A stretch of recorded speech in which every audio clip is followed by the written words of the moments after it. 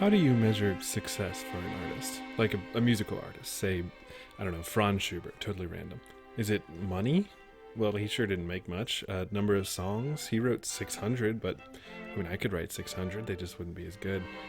Popularity? I mean, he wasn't really popular until like right before he died.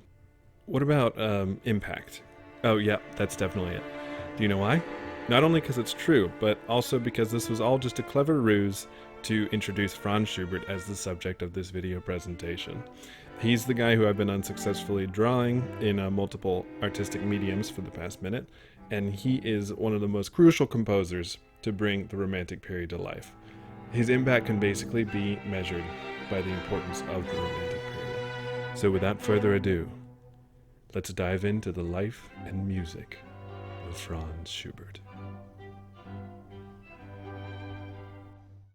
Schubert was born in Austria on January 31st, 1797, and brought up in a musical household. As he grew in stature, so he grew in musical skill, and he came to surpass teacher after teacher until he earned a scholarship for the Stadtkonvikt boarding school.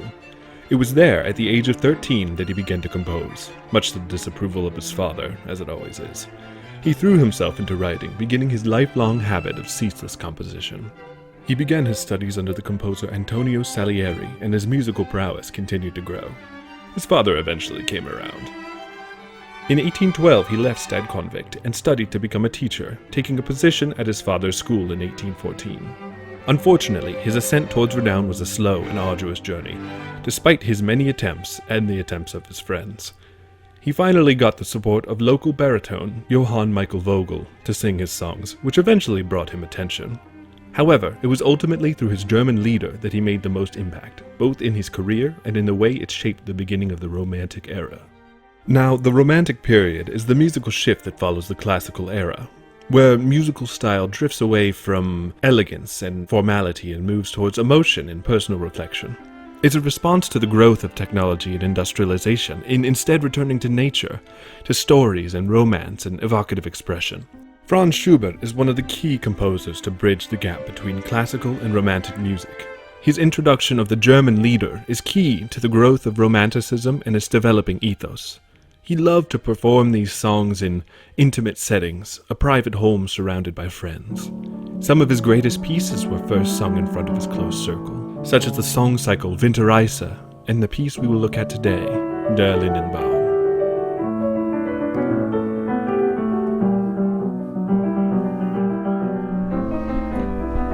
Der Lindenbaum and Winterreise are easily some of Schubert's best-known compositions.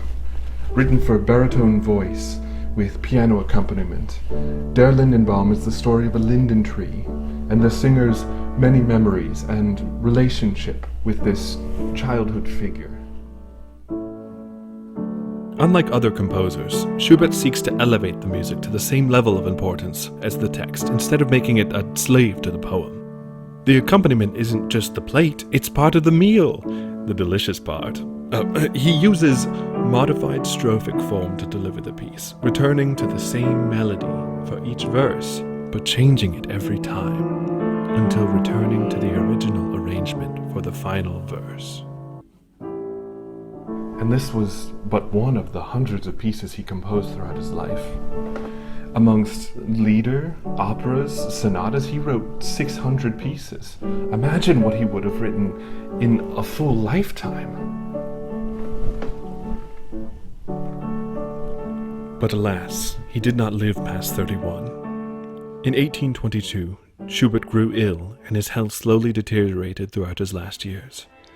Nonetheless, he continued to write vigorously, composing pieces such as Fantasy in F minor and the Schwanengesang collection. He held his only public concert on March 26, 1828, and died a few short months after. On his tombstone was written, "Music has here buried a rich treasure, but still fairer hopes." Despite his short life and career, the music he wrote and the ideas he introduced had a profound impact, and helped shape the Romantic era into what we know it to be today.